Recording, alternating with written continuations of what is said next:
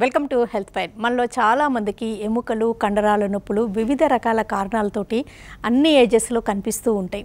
అయితే ఒక్కొక్కసారి bone infections అవ్వచ్చు, బోన్కి సంబంధించిన టీబీ అవ్వచ్చు, ఒక్కొక్కసారి బోన్ క్యాన్సర్స్ కూడా అవ్వచ్చు. బోన్కి సంబంధించిన ఇన్ఫెక్షన్స్ని కూడా చాలా కష్టతరంగా ట్రీట్ చేస్తూ ఉంటారు, ఎందుకంటే ఆ ఇన్ఫెక్షన్ త్వరగా కంట్రోల్ అవ్వదు కాబట్టి. అయితే బోన్ క్యాన్సర్ అయితే ఆ లక్షణాలు ఎలా ఉంటాయి, చిన్న వయసు వాళ్ళలో కూడా ఎందుకు ఈ క్యాన్సర్స్కి గురవుతూ ఉంటారు, బోన్ క్యాన్సర్స్ని తొలి దశలో గుర్తించడం ఎలాగా, మరి ఈ క్యాన్సర్ ట్రీట్మెంట్స్ ఎలా ఉంటాయి, ఆ ట్రీట్మెంట్స్లో వచ్చిన ఆధునికతలు ఏంటి, ఈ వివరాలు అందించడానికి Apollo hospitals orthopaedic oncologist doctor Rajeev Reddy గారు మనతో ఉన్నారు. ఆయన అడిగి మరిన్ని విషయాలు తెలుసుకుందాం. హలో అండి, వెల్కమ్ టు ది షో. బోన్స్కి సంబంధించిన సమస్యలు ఏవి ఎక్కువగా చూస్తూ ఉంటారండి? మనకి ఓవరాల్ బోన్లో వచ్చే ప్రాబ్లమ్స్లో బోన్ క్యాన్సర్ కొద్దిగా రేర్ ప్రాబ్లం. అది it's not a very common problem. అన్ని క్యాన్సర్స్ని మనం కన్సిడర్ చేస్తే కూడా bone cancer is not very common. మనం జనరల్గా చూస్తే బోన్ క్యాన్సర్స్ అనేటి ఒక లాస్ట్ 25-30 ఇయర్స్లో మనకి ఎక్కువ డయాగ్నోస్ అవుతున్నాయి. Treatment options, surgical options, chemotherapy drugs ఇవన్నీ మనకి చాలా డెవలప్మెంట్ ఉండేసరికి మనకి సక్సెస్ఫుల్ అవుట్కమ్స్ చాలా ఎక్కువైపోయాయి. ఇప్పుడు ఓవరాల్గా వన్ మోస్ట్ ఇంపార్టెంట్ థింగ్ ఏంటంటే ప్రతి ట్యూమర్, అంటే మనకి బోన్ లోపల వచ్చే ప్రతి గడ్డని మనము క్యాన్సర్ అని చెప్పి అనుకోకూడదు. చాలా వరకు ఇవి బెనైన్ ట్యూమర్స్ కూడా ఉంటాయి. బెనైన్ ట్యూమర్స్ అంటే ఇవి బోన్లో ఎముక లోపల స్టార్ట్ అవుతాయి, కానీ మనకి వేరే ప్లేసెస్కి, లంగ్స్కి, లివర్కి లేకపోతే వేరే బోన్స్కి కానీ స్ప్రెడ్ అవ్వవు. అవి బోన్ లోపలనే ఉండి బోన్ని డ్యామేజ్ చేస్తాయి. మనము సర్జరీ చేసి ఆ బోన్ ట్యూమర్ని తీసేయాల్సి వస్తుంది. అయితే ట్యూమర్స్ అంటే మనకి బెనైన్ ట్యూమర్స్ కూడా కావచ్చు, బోన్ క్యాన్సర్స్ కూడా కావచ్చు. ఓకే, అంటే ప్రైమరీగా బోన్ క్యాన్సర్స్ ఉంటే అవి వేరే భాగాలకి సోకడం అనేది అరుదుగానే ఉంటుందంటారు? Yes, that correct. మనం బోన్ క్యాన్సర్స్ని మెడికల్ టర్మినాలజీలో సార్కోమాస్ అని కూడా అంటాము. ఈ సార్కోమాస్ కానీ బోన్ క్యాన్సర్స్ కానీ మనకి టైం ఇస్తే రక్తం ద్వారా లంగ్స్కి, వేరే బోన్స్కి స్ప్రెడ్ అయ్యి మనకి లైఫ్కే ప్రాబ్లం చేస్తాయి. ఓకే, ఒక్క కాల్ చూద్దామండి. భవానీ గారు వెయిట్ చేస్తున్నారు. భవానీ గారు నమస్తే అండి, చెప్పండి. నేను గుంటూరు నుంచి మాట్లాడుతున్నానండి. చెప్పండి. నాకు నుదుటి మీద 2 గడ్డల్లాగా వచ్చినాయండి. అది వచ్చేసి 11 ఇయర్స్ అవుతుంది. డాక్టర్ గారికి చూపించుకుంటే అదేం లేదమ్మా, అది పెద్ద సర్జరీ అవుతుంది, వదిలేసేయమన్నారు గుంటూరులో చూపించుకుంటే. తర్వాత మొన్న ఈ మధ్య అంటే రీసెంట్ గా ఒకటి డయాగ్రామ్ బొటన వేలు కింద అండి, ఈ వీక్ డేస్ లోపల నుంచి బొటన వేలు, అరిచేతికి బొటన వేలుకి స్టార్ట్ అయ్యే ప్రాంతంలో ఒక ట్యూమర్ లాగా, అదే ఒక గడ్డలాగా లోపల ఫామ్ అవుతుందండి. బాగా నొప్పిగా ఉంది, ఇంత పొడుగున వచ్చేసింది. అది ఏంటో అర్థం కాలేదు. డాక్టర్ గారితో మాట్లాడదామని కాల్ చేశానండి. ఓకే, అయితే ఇలాంటి పరిస్థితిలో ఫస్ట్ మనము ఇలా జస్ట్ మనము డయాగ్నోస్ చేయలేము. మనము ఎక్స్రే ఒకటి తీయాల్సి వస్తుంది. ఎక్స్రే తీసి మనకి బోన్ లోపల ట్యూమర్ ఉందా లేకపోతే మనకి ఏం ప్రాబ్లం అవుతుందని ఫస్ట్ చూడాల్సి వస్తుంది. తర్వాత ఎక్స్రే చూసినాక ఆర్థోపెడిక్ ఆంకాలజిస్ట్ మనకి నార్మలీ ఎంఆర్ఐ స్కాన్ ఒకటి అడుగుతారు. ఈ ఎంఆర్ఐ స్కాన్లో మనకి ఇంకా డీటెయిల్స్ అన్నీ కనపడతాయి. అంటే మనకి బోనే కాకుండా మసిల్స్, స్కిన్, ఈ పక్కనున్న నరాలు, రక్త నరాలు అన్నీ కనపడతాయి. ఈ ఎంఆర్ఐ స్కాన్ చూసాక మనకు చాలా వరకు ఐడియా వస్తుంది, ఇది మనకి ట్యూమర్ గడ్డనేనా లేకపోతే ఇన్ఫెక్షనా లేకపోతే వేరే ఏదన్నా ప్రాబ్లం అని చెప్పేసి. కానీ ఫైనల్లీ మనకి 100% కన్ఫర్మేషన్, మనకి ఇది ట్యూమర్ లేకపోతే క్యాన్సర్ కానీ సార్కోమా కానీ అని చెప్పి 100% కన్ఫర్మేషన్ మనకు కావాలంటే మనము బయాప్సీ టెస్ట్ అని ఒక టెస్ట్ చేస్తాం. బయాప్సీ టెస్ట్ అంటే మనము ఒక నీడిల్ ద్వారా, ఒక స్పెషల్ నీడిల్ ద్వారా ఈ సస్పెక్టెడ్ ట్యూమర్ గడ్డలో మనము ఈ నీడిల్ పెట్టి కొన్ని ముక్కలు తీసుకుంటాం. ఒక 5-6 పీసెస్ తీసుకొని మనం ఇన్ఫెక్షన్ టెస్టింగ్కి, క్యాన్సర్ టెస్టింగ్కి, వేరే ట్యూమర్ టెస్టింగ్కి పంపిస్తాము. ఇది పెథాలజీ డాక్టర్, ఒక ఎక్స్పీరియన్స్డ్ పెథాలజీ డాక్టర్ చూసి మనకి రిపోర్ట్ ఇస్తారు. ఆ రిపోర్ట్ని చూసి మనం నెక్స్ట్ ట్రీట్మెంట్ స్టార్ట్ చేస్తాము. ఒకవేళ ఇది క్యాన్సర్ గడ్డ అయితే ఏ రకమైన క్యాన్సర్ గడ్డ అని చెప్పి తెలుసుకోవడం ఇంపార్టెంట్. దానికి కొన్ని స్పెషల్ కెమికల్ టెస్ట్ కూడా చేస్తారు. ఈ పెథాలజీ రిపోర్ట్ చూసాకనే అప్పుడే మనం ఏదైనా ట్రీట్మెంట్ డిసిషన్ తీసుకోవాలి. అందుకే బయాప్సీ అనే టెస్ట్ చాలా ఇంపార్టెంట్, చాలా ముఖ్యమైన టెస్ట్. ఆ బయాప్సీ టెస్ట్ చేశాకనే అప్పుడే మనం ఏదైనా నెక్స్ట్ ప్రొసీడ్ అవ్వాలి. బోన్ క్యాన్సర్స్ ఎప్పుడు పైకి కనిపిస్తూ ఉంటాయా, అంటే బోన్ మీద అంటే చాలా ఈజీగా కనుక్కోవచ్చు అంటారా, ఇన్సైడ్ గ్రోత్ కూడా ఉండే రిస్క్ ఉంటుందా? బోన్ క్యాన్సర్స్ యూజువలీ మనకి ఫస్ట్ సిమ్టమ్ పెయిన్ కానీ వాపు కానీ ఉంటుంది. అంటే మనకి ప్రతిసారి కాళ్ళల్లో చేతులలో కానీ బ్యాక్లో నొప్పి వచ్చినప్పుడు ఇది క్యాన్సర్ కానీ ట్యూమర్ కానీ అని అనుకోకూడదు. ఒకవేళ ఈ పెయిన్ చాలా రోజులు అంటే పర్సిస్టెంట్గా ఉంది, పెయిన్ కిల్లర్ తీసుకున్నాక కూడా ఒక వారం 2 వారాలు అయినాక కూడా ఈ పెయిన్ తగ్గట్లేదు, సేమ్ అదే లెవెల్ ఆఫ్ పెయిన్ ఉందంటే అప్పుడు మనం ఎక్స్రే చేయించుకొని ఆర్థోపెడిక్ సర్జన్ కానీ ఆర్థోపెడిక్ ఆన్కాలజిస్ట్ కానీ కలవాలి. పర్సిస్టెంట్ పెయిన్ అంటే పెయిన్ కిల్లర్స్ తీసుకున్నాక కూడా ఈ నొప్పి తగ్గట్లేదు, నొప్పి ఎక్కువ అవుతుంది, లేకపోతే రాత్రిలో నైట్లో పెయిన్ ఎక్కువ ఉంది, ఆ నైట్లో మనము నిద్ర సరిగ్గా రావట్లేదు, నిద్ర నుంచి లేవాల్సి వస్తుంది పెయిన్ కిల్లర్ తీసుకోవడానికంటే డెఫినెట్లీ ఆర్థోపెడిక్ ఆన్కాలజిస్ట్ లేకపోతే ఆర్థోపెడిక్ సర్జన్ని కలవాలి. రెండోటి ఏంటంటే స్వెల్లింగ్, వాపు, కాళ్ళల్లో చేతులలో మనకి వాపు వచ్చి ఆ వాపు పెరుగుతుంది అంటే సైజ్ పెరుగుతుంది, మనకు కనపడుతుంది వాపు సైజ్ పెరుగుతుందంటే దట్ ఈస్ డెఫినెట్లీ ఒక డేంజర్ సైన్. అండ్ మనం ఆర్థోపెడిక్ ఆన్కాలజిస్ట్కి చూపెట్టి ఈ వాపు ఎందుకు వచ్చిందని చెప్పి ఒకసారి టెస్ట్ చేయించుకోవాలి. ప్రతి నొప్పి లేకపోతే వాపు కానీ మనకి ట్యూమర్ కానీ క్యాన్సర్ వలన వస్తుందని చెప్పి అనుకోకూడదు. మెనీ అదర్ కాజెస్ ఉంటాయి, చాలా కాజెస్, మనకి ఇన్ఫెక్షన్ కానీ టీబీ కానీ లేకపోతే ఏజ్ వలన వచ్చే ఆర్థరైటిస్ వలన కూడా జాయింట్స్లో స్వెల్లింగ్ పెయిన్ వస్తుంది. అందుకే ఒకవేళ ఈ పెయిన్ ఇంకా పెయిన్ కిల్లర్స్ తగ్గట్లేదు, వాపు పెరుగుతుందంటే దెన్ ఆర్థోపెడిక్ ఆన్కాలజిస్ట్ని కన్సల్ట్ చేయడం మంచిది. రామకృష్ణ గారు కాల్. రామకృష్ణ గారు. అవునమ్మా, నమస్కారం అండి. నమస్తే అండి, చెప్పండి. మా అమ్మాయి ఆస్ట్రేలియాలో ఉంటుంది, బ్రిస్బేన్లో. అమ్మాయికి వచ్చి బోన్ క్యాన్సర్ అంటున్నారు. రెండోది ఏంటంటే యాంకిల్ సిస్ట్ ఫార్మ్ అయ్యాక ఇప్పుడు వచ్చి స్టెమ్ థెరపీ చేస్తున్నాము అనేసి అంటున్నారు. అది క్యూరబుల్లా కాదా? అగైన్ ఇది మనకి ఈ ఇన్ఫర్మేషన్ ద్వారా మనం ఏ డయాగ్నోసిస్ ట్రీట్మెంట్ చెప్పలేము. బోన్లో సిస్టిక్ లీజన్స్ అంటే సిస్ట్ రావడం చాలా కామన్, ఎస్పెషలీ పిల్లలలో ఎక్కువ కామన్. కానీ ఆ సిస్ట్ అనేది మనం డయాగ్నోస్ చేయడానికి మనకు ఒక కరెక్ట్ కాంట్రాస్ట్ ఎంఆర్ఐ అని చెప్పి ఒక ఎంఆర్ఐ కావాల్సి వస్తుంది. తర్వాత బయాప్సీ ద్వారా, నీడిల్ బయాప్సీ ద్వారా కన్ఫర్మ్ చేయాల్సి వస్తుంది. ఆ నీడిల్ బయాప్సీ ద్వారా ఒకవేళ సిస్ట్ అని కన్ఫర్మ్ అయితే అప్పుడు మనం సిస్ట్ సైజ్ చూసి ఏ బోన్లో ఉంది, ఏ ఏజ్లో ఆ పేషెంట్ ఉన్నారా, ఇవన్నీ కన్సిడర్ చేసి మనం ఇంజెక్షన్ ద్వారా ఆ సిస్ట్ లోపట, బోన్ లోపల ఉన్న ఈ సిస్ట్కి ఇంజెక్షన్ ద్వారా మనం ట్రీట్మెంట్ చేయగలుగుతామా లేకపోతే సర్జరీ చేయాల్సి వస్తుందా అని చెప్పి మనం డిసిషన్ తీసుకోవాలి. అయితే మనము మెయిన్లీ బోన్ ట్యూమర్స్లో, బోన్ క్యాన్సర్స్లో మనం ఒక step by step approach use చేస్తే అప్పుడు మన ట్రీట్మెంట్ సక్సెస్ఫుల్గా అవుతుంది. మనము జస్ట్ ఒక వేగ్గా లేకపోతే మనం ఒక సిస్టమేటిక్ వేలో పోకపోతే అప్పుడు డెఫినెట్గా ట్రీట్మెంట్ ఎఫెక్ట్ అయ్యి మనకి మంచి అవుట్కమ్ రాదు. ఇలాగ కొంచెం కన్ఫ్యూజన్స్, భయాలు ఉన్నవాళ్ళు, అదర్ ప్లేసెస్లో ఉన్నవాళ్ళు అండ్ వాళ్ళ రిపోర్ట్స్ అన్నీ అప్లోడ్ చేసి మీకు సెకండ్ ఒపీనియన్ కింద పంపిస్తే మీరు వాటికి రెస్పాండ్ అవుతారా? డెఫినెట్లీ. అపోలో 24/7 అని అపోలో డిజిటల్ ప్లాట్ఫామ్ ఉంది. దాంట్లో రిపోర్ట్స్ అప్లోడ్ చేసి అపాయింట్మెంట్ తీసుకుంటే we will definitely give a second opinion. Apollo second opinion is very much active and చాలా మంది పేషెంట్స్ వరల్డ్ వైడ్ ఇది యూటిలైజ్ చేసుకుంటారు. మన అల్టిమేట్ ఎయిమ్ ఏంటంటే బోన్ ట్యూమర్స్ కానీ బోన్ క్యాన్సర్ పేషెంట్స్కి వాళ్ళు ప్రపంచంలో ఎక్కడున్నా కానీ మనం కరెక్ట్ అడ్వైస్, కరెక్ట్ ట్రీట్మెంట్ ఇవ్వాలి. ట్రీట్మెంట్ ఎక్కడ తీసుకున్నా కానీ వాళ్ళకి ఏమైనా డౌట్స్ ఉండి లేకపోతే ఏమైనా క్వశ్చన్స్ ఉంటే మనము ఈ 21st సెంచరీలో డిజిటల్ ప్లాట్ఫామ్ ద్వారా ఆ డౌట్స్ని క్లియర్ చేసి వాళ్ళని కరెక్ట్ ట్రీట్మెంట్కి మనం గైడ్ చేయాలి. కరెక్ట్. ఈ క్యాన్సర్స్ కొంతవరకు పిల్లల్లో ఎక్కువ అని వింటుంటామండి, నిజమేనా? బోన్ క్యాన్సర్స్ మనకి బోన్ సార్కోమాస్ పిల్లలలో అంటే ఫ్రమ్ 2 years నుంచి అరౌండ్ 18-20 years వరకు చాలా కామన్. ఇవి మ్యాలిగ్నెంట్ క్యాన్సర్స్ అంటే మనకి స్ప్రెడ్ అయ్యే అవకాశాలు ఎక్కువ ఉంటాయి. బెనైన్ ట్యూమర్స్ అంటే మనకి స్ప్రెడ్ కాని ట్యూమర్స్, ఓన్లీ ఎముక లోపల, బోన్ లోపల ఉండే ట్యూమర్స్ మిడిల్ ఏజ్ గ్రూప్లో ఎక్కువ కామన్. అంటే అరౌండ్ 20 నుంచి 40-45 years వరకు. 45 years దాటాక మళ్ళీ మ్యాలిగ్నెంట్ ట్యూమర్స్ ఎక్కువ కామన్. అంటే ఆ మ్యాలిగ్నెంట్ ట్యూమర్స్ మనకి వేరే క్యాన్సర్స్ నుంచి బోన్స్కి స్ప్రెడ్ అవుతాయి. థైరాయిడ్ క్యాన్సర్ నుంచి, లంగ్ క్యాన్సర్, ప్రాస్టేట్ క్యాన్సర్ కానీ బ్రెస్ట్ క్యాన్సర్ నుంచి రక్తం ద్వారా బోన్స్కి స్ప్రెడ్ అవుతాయి.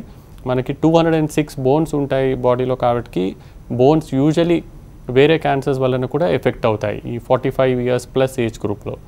మైలోమా, మల్టిపుల్ మైలోమా అని కూడా ఒక రకమైన క్యాన్సర్ బోన్స్లో రావచ్చు. అది కూడా 45 years ప్లస్ ఏజ్ గ్రూప్లో కామన్.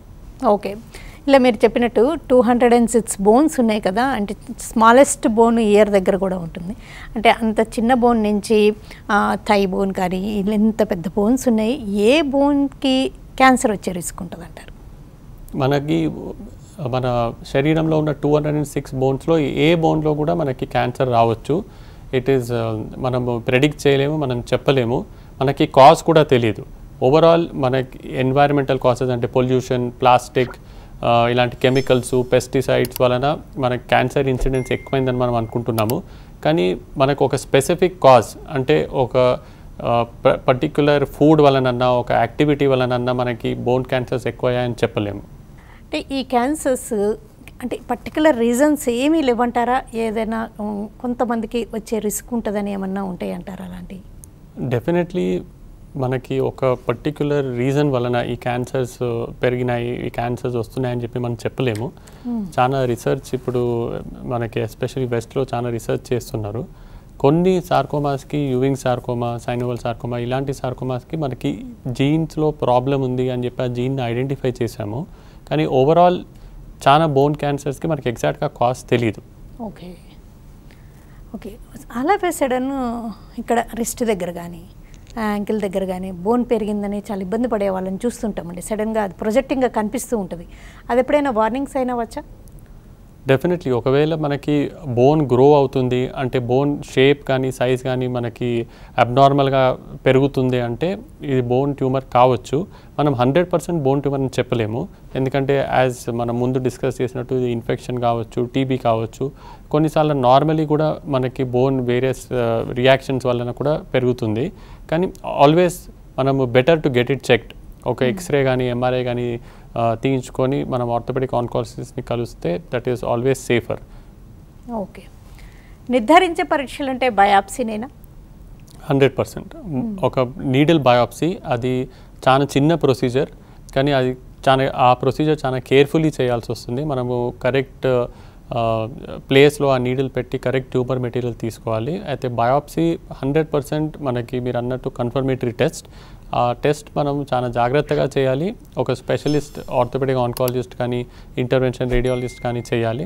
మంచి పెథాలజిస్ట్ దగ్గర బయాప్సీ మెటీరియల్ పంపించి మనము ఒక టీమ్ లాగా అంటే ఒక రేడియాలజిస్ట్, ఎక్స్రే ఎంఆర్ఐ ఫైండింగ్స్ మనతో డిస్కస్ చేసే రేడియాలజిస్ట్, ఒక పెథాలజిస్ట్, ఇంకా ఆర్థోపెడిక్ ఆన్కాలజిస్ట్ కలిసి ఈ కేస్ని డిస్కస్ చేసి ఒక డయాగ్నోసిస్కి వచ్చి అప్పుడు మనం పేషెంట్తో ఈ డయాగ్నోసిస్ డిస్కస్ చేయాలి.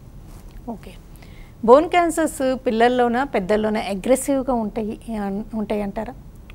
ఏ ఏజ్ గ్రూప్లో అయినా ఒకవేళ బోన్ క్యాన్సర్స్ మనం తొందరగా గుర్తుపట్టామనుకోండి, అంటే బిగినింగ్ స్టేజ్లో పెయిన్ వచ్చినప్పుడు ఇమీడియట్గా డాక్టర్ దగ్గరికి వస్తే, లేకపోతే వాపు తక్కువ ఉన్నప్పుడు, మెయిన్లీ మనకి ఈ ట్యూమర్ కానీ క్యాన్సర్ కానీ స్ప్రెడ్ వేరే బోన్స్కి లంగ్స్కి స్ప్రెడ్ కాకంటే ముందు ఒకటే బోన్లో ఈ ట్యూమర్ గడ్డ ఉన్నప్పుడు ఆర్థోపెడిక్ ఆన్కాలజిస్ట్ దగ్గరికి వస్తే డెఫినెట్లీ అది ఎంత అగ్రెసివ్గా ఉన్నా కానీ మనకి ట్రీట్మెంట్ సక్సెస్ అయ్యే అవకాశాలు ఎక్కువ ఉంటాయి.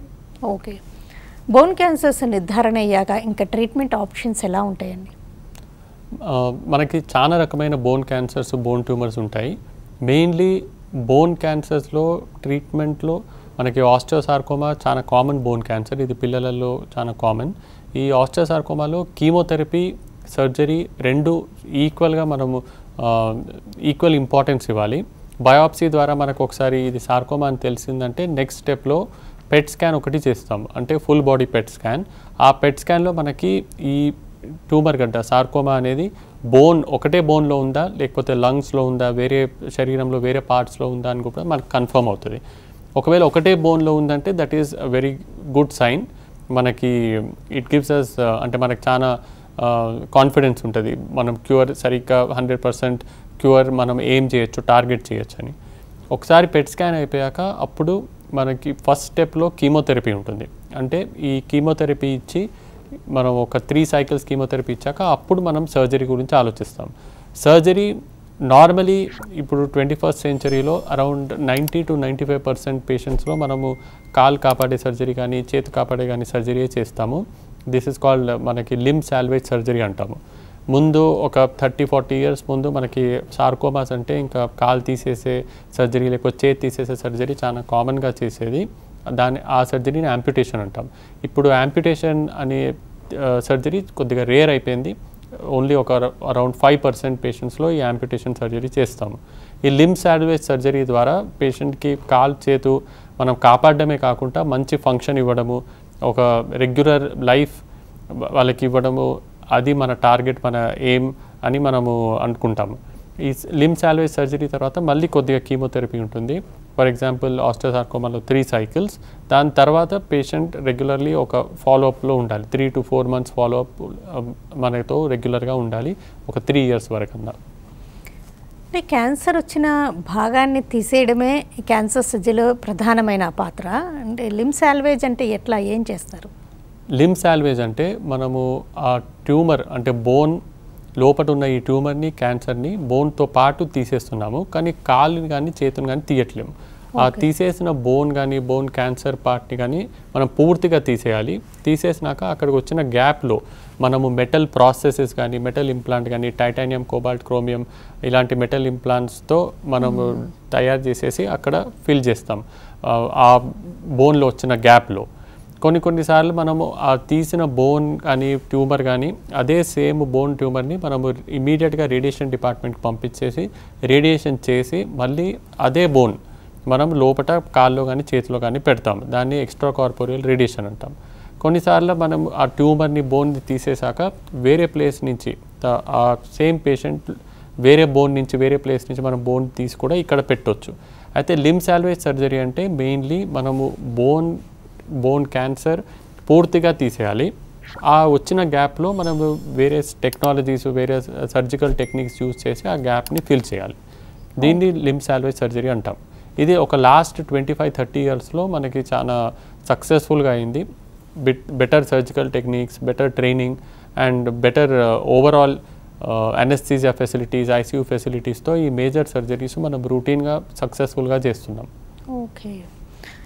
అయితే బోన్ ట్యూమర్స్ అంటే క్యాన్సరస్ అయితే ఈ ట్రీట్మెంట్స్ అన్నీ, ఒకవేళ మ్యాలిగ్నెంట్ కాదు బినైన్ క్యాన్సరస్ కాని కణితులు అయితే ఏం చేస్తారు? ఆ కణిత వరకు తీసేస్తుంటారా, ఏం చేస్తుంటారు? బెనైన్ ట్యూమర్స్లో కూడా మనం సర్జరీ ఈజ్ మెయిన్ ఆప్షన్, కానీ ఆ సర్జరీ కొద్దిగా తక్కువగా ఉంటుంది, లెస్ అగ్రెసివ్గా ఉంటుంది. మనం ఓన్లీ ట్యూమర్నే తీస్తాము, బోన్ని బోన్ లోపల ఉన్న ట్యూమర్ని తీసేస్తాం, కానీ ఆ బోన్ని పూర్తిగా తీయడము అలాంటివి చేయము. ఆ ట్యూమర్ని పూర్తిగా తీసేశాక అక్కడ వచ్చిన గ్యాప్లో మనము బోన్ గ్రాఫ్ట్ అనేది లేకపోతే బోన్ సిమెంట్ అనేది ఇలాంటి పదార్థాలు వాడి ఆ గ్యాప్ని ఫిల్ చేస్తాం. అంటే compare to bone cancers, benign bone ట్యూమర్స్లో మనం సర్జరీ కొద్దిగా 1 step డౌన్, అంటే ఒక లెస్ అగ్రెసివ్ సర్జరీ చేసి మనం మంచి ఫంక్షన్ ఇచ్చేలాగా చూస్తాం. ఓకే. ఇంతకుముందు ఏదైనా యాక్సిడెంట్స్ అయినప్పుడు, ఏమైనా ప్రాసెసెస్ ఉన్నప్పుడు కానీ, ఏమైనా మెటల్స్ అట్లాంటివి ఉన్నప్పుడు కానీ, ఏమైనా సర్జరీస్ చేయించుకున్న వాళ్ళకి వాటి వల్ల ఏమన్నా బోన్ క్యాన్సర్స్కి గురయ్యే రిస్క్ ఉంటుందా? మనకి మెటల్ ప్రాసెసెస్ వలన, మెటల్ వలన ఒక పేషెంట్కి బోన్ క్యాన్సర్ కానీ బోన్ ట్యూమర్ రావడం కానీ అలాంటి రికార్డెడ్ మెడికల్ రికార్డ్స్లో మనకి ఎలాంటి ప్రూఫ్ కానీ ఎవిడెన్స్ కానీ లేదు. డెఫినెట్లీ మనకి బాడీలో ఎక్కడైనా మెటల్ ఇంప్లాంట్ కానీ లేకపోతే మెటల్ ప్రాసెసెస్ కానీ ఉంటే, వేరే ఎక్కడన్నా ఇన్ఫెక్షన్ ఉంటే ఇక్కడ ఇన్ఫెక్షన్ వచ్చే అవకాశాలు కొద్దిగా ఎక్కువ ఉంటాయి. అంటే ఈ మెటల్ ప్రాసెసెస్కి కానీ ఈ పార్ట్లో ఇన్ఫెక్షన్ వచ్చే అవకాశాలు ఎక్కువ ఉంటాయి. అందుకే ఇమీడియట్గా ఒక ఫిజిషియన్ దగ్గరికన్నా లేకపోతే ఆపరేట్ చేసిన ప్రైమరీ సర్జన్ దగ్గరికన్నా వెళ్ళి మనం ఇలా మనకి టీత్లో ఇన్ఫెక్షన్ ఉంటే, హెయిర్లో ఇన్ఫెక్షన్ ఉంటే ఇలా మెటల్ ఇంప్లాంట్ ఉందని చెప్పాలి. కానీ మెటల్ ప్రాసెసెస్ వలన cancer chances, bone cancer chances ఎక్కువ ఉన్నాయని చెప్పి మనకి ఎక్కడ కూడా అలాంటి ఎవిడెన్స్ కానీ డౌట్ కానీ ప్రూఫ్ కానీ లేదు. ఓకే. బోన్ క్యాన్సర్స్ తర్వాత ట్రీట్మెంట్ మీరు అంటే సర్జరీ చేస్తారు, లింబ్ సాల్వేజ్ చేస్తారు, ఎముక తీసేసిన ఎముక భాగంలో ప్రాసెసెస్ పెడుతుంటారు. తర్వాత రిహాబిలిటేషన్ అవసరమా? వాళ్ళకంత నడక అదంతా నార్మల్గా ఉండాలన్నా? ఈ లింబ్ సాల్వేజ్ సర్జరీ అంటే మనము లింబ్ని సేవ్ చేసే సర్జరీ, కాపాడే సర్జరీ ఒక కాంప్లెక్స్ సర్జరీ. టెక్నికలీ కూడా ఇది ఒక కాంప్లెక్స్ సర్జరీ. మనకి చాలా బ్లడ్, రక్తం గిన అవసరం ఉంటుంది, ఐసీయూ కేర్ కానీ మంచి అనెస్థీసియా కేర్ కానీ అవసరం ఉంటుంది. ఈ పార్ట్ అంతా అయిపోయాక మనము ఈ కుట్లు తీసేశాక అప్పుడు మన మెయిన్ ఫోకస్ ఫిజియోథెరపీ పైన ఉంటుంది. ఎందుకంటే మనం ఇప్పుడు కాలు కాపాడిందే కాకుండా మనకు ఫంక్షన్ పూర్తిగా నార్మల్గా కావాలి, మంచిగా కావాలి అంటే ఫిజియోథెరపీ ఈజ్ వెరీ ఇంపార్టెంట్. ఒక స్టెప్ బై స్టెప్ మనకి ఒక ప్రోటోకాల్ ఉంటుంది. ఆ ప్రోటోకాల్ ప్రకారము మనము మూమెంట్ స్టార్ట్ చేసేసి కాలు మీద పూర్తిగా బరువేసి నడవడము, నీ మూమెంట్ స్టార్ట్ చేయడము, తర్వాత వాకింగ్ చేయడము, ఫాస్ట్గా వాకింగ్ చేయడము, జాగింగ్ చేయడం, రన్నింగ్ చేయడం, అవన్నీ ఒక ప్రోటోకాల్ ప్రకారం స్టార్ట్ చేసి స్టెప్ బై స్టెప్ మనం పేషెంట్ నార్మల్ యాక్టివిటీస్ అన్నీ చేసేలాగా చూస్తాం. అందుకే రీహాబిలిటేషన్ ఈజ్ ఈక్వల్లీ ఇంపార్టెంట్. మనం పేషెంట్ పూర్తిగా అబ్సల్యూట్లీ ముందు ఎలా ఉండేనో అలా మన పేషెంట్ నార్మల్గా కావాలంటే రీహాబిలిటేషన్ పైన కూడా మనం చాలా ఇంపార్టెన్స్ ఇవ్వాలి. అంటే మీరు పెట్టిన ప్రాసెసెస్ అనేది లైఫ్ లాంగ్ ఉంటుందంటారా? నో ప్రాసెస్ అంటే మనం ఏ ప్రాసెసెస్ బాడీలో ఎక్కడ వాడినా కానీ మనం లైఫ్ లాంగ్ ఉంటుందని చెప్పలేము. That is not a guarantee. కానీ మనకి ఇప్పుడు కొత్త ప్రాసెసెస్ ఇంకా కొత్త టెక్నాలజీతో వచ్చే ఈ మెటల్ ఇంప్లాంట్స్ మనకి ముందు కంటే ఆ ఇంప్లాంట్స్ లైఫ్ స్పాన్ చాలా పెరిగాయి. ఇప్పుడు at least we expect that patient కింద పడంగానే లేకపోతే ఏమన్నా యాక్సిడెంట్ అవ్వగానే ఇమీడియట్గా ఆ ఇంప్లాంట్ లూజ్ అవ్వడం కానీ ఇంప్లాంట్ మనకి బ్రేక్ అవ్వడం కానీ అలాంటి అవకాశాలు తక్కువ ఉంటాయి. కానీ ఫ్యూచర్లో మనం చెప్పలేము. ఒక్కొక్క పేషెంట్ యాక్టివిటీ ప్రకారము, వాళ్ళ ఏజ్ ప్రకారము, వాళ్ళ వెయిట్ ప్రకారము, హైట్ ప్రకారము మనం కొన్నిసార్లు ఈ ఇంప్లాంట్స్ లూజ్ కావచ్చు, లేకపోతే వేరే ప్రాబ్లమ్స్ రావచ్చు. అప్పుడు మనం ఇంప్లాంట్ని చేంజ్ చేసే పరిస్థితి రావచ్చు. ఓకేనండి డాక్టర్ రాజీవ్ రెడ్డి గారు, బోన్ క్యాన్సర్స్ లక్షణాలు ఎలా ఉంటాయి, దాంట్లో టైప్స్ ఏంటి, ఎలాంటి సిమ్టమ్స్ కనిపించినప్పుడు నెగ్లెక్ట్ చేయకూడదు, నిర్ధారించే పరీక్షలు ఏంటి, ట్రీట్మెంట్స్లో వచ్చిన కొత్తదనాలు అంటే నవడేస్ లింబ్ సాల్వేజ్ సర్జరీస్ ఎలా చేయగలుగుతున్నారు అండ్ ప్రాసెసెస్ పెట్టి వాళ్ళకి నార్మల్ లైఫ్ ఎలా ఇవ్వగలుగుతున్నారో తెలియజేసినందుకు థ్యాంక్స్ అలాట్ అండి. Thank you so much. ఇది వాళ్ళ health file. Keep watching TV5.